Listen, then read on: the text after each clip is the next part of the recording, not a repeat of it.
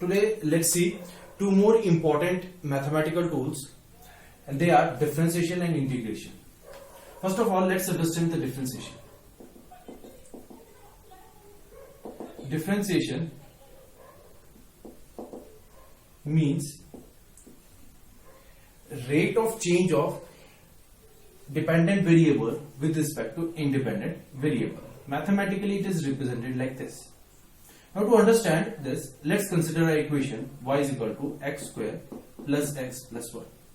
We know here this x is independent variable and this y is a dependent variable, and on changing x this y will change.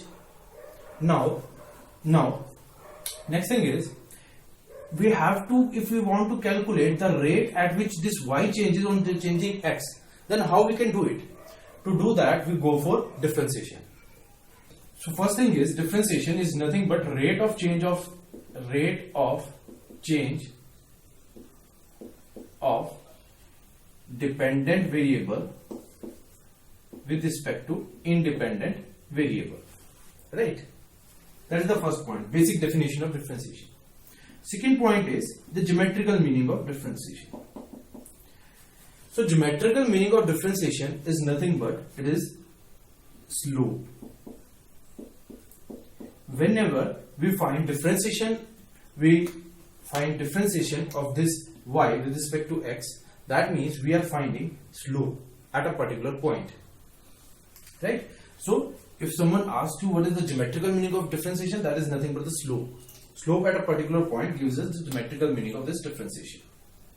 Now, there are few basic formulas which we should know to evaluate differentiation.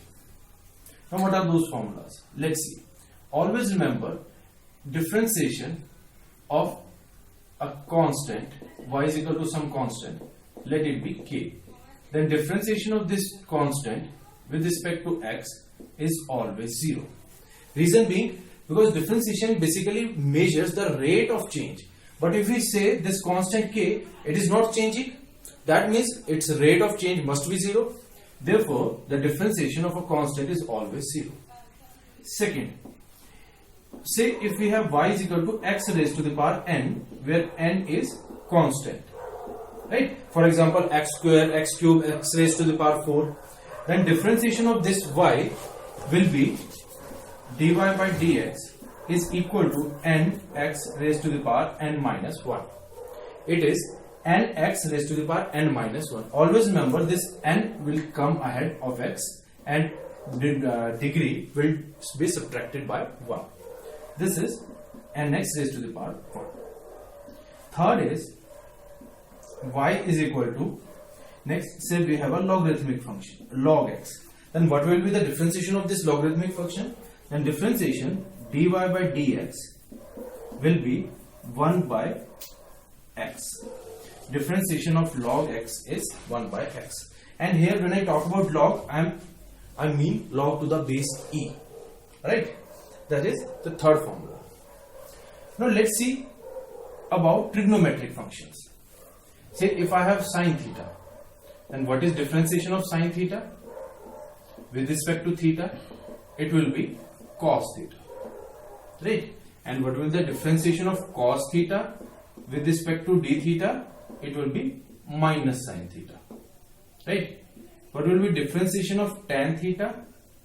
With respect to d theta? So this is a bit tricky. Differentiation of tan theta is a bit tricky. It does not goes like this. It is secant square theta, right? It is secant square theta. So these are the three important trigonometric functions which we have to remember. Then this logarithmic function, and one more. See, if I have to find differentiation of e raised to the power x with respect to x, then it is simply e raised to the power x. Always remember, differentiation of e raised to the power x is always e raised to the power x. So these are the important formulas of differentiation which we are going to use normally. After that, let's analyze the geometrical meaning. Geometrically, we know differentiation means slope. So for example, I have a function y is equal to x square plus x plus 1. And say, in general, consider it x cube plus 3x square plus 2x plus 1. We know then this function must be something like this. Now if at any point if I want to find slope, say at this point I want to slope, then what I do is I simply find dy by dx and substitute value of x. Say at x is equal to 1, I want to find slope. Then what I do is I'll go for differentiation and simply put x is equal to 1. How? If I differentiate it, we know this is x raised to the power n type. It will be 2x square plus 6x plus 2, and then I substitute x is equal to 1. I'll get the slope at this point. Right? One thing. Now, we will use this differentiation in a number of ways. Right? We will use it in kinematics. We will use it throughout our physics. It is a very important tool. Now, next thing is the integration. Next thing is integration. Now, if I talk about integration means area. Geometrically, integration means area. Now, mathematically, how we find integration? Mathematically, integration is represented as y. It is represented as integral f of x dx from some initial limit x1 to x2. Right? This is how we integrate.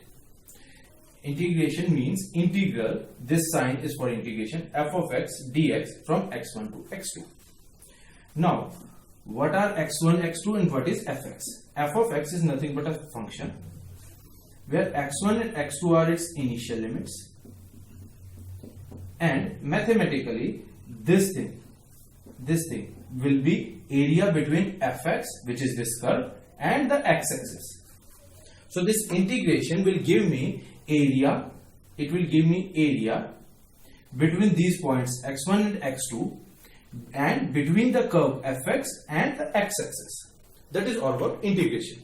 Integration gives us the area between these two curves, right? So I hope you have got the basic idea of differentiation and integration. Rest more details we will see about differentiation and integration as we enter into the kinematics. So till now, just you need to have a basic idea of what is differentiation and what is integration, and more details we will see where we will use them. Right? Thank you.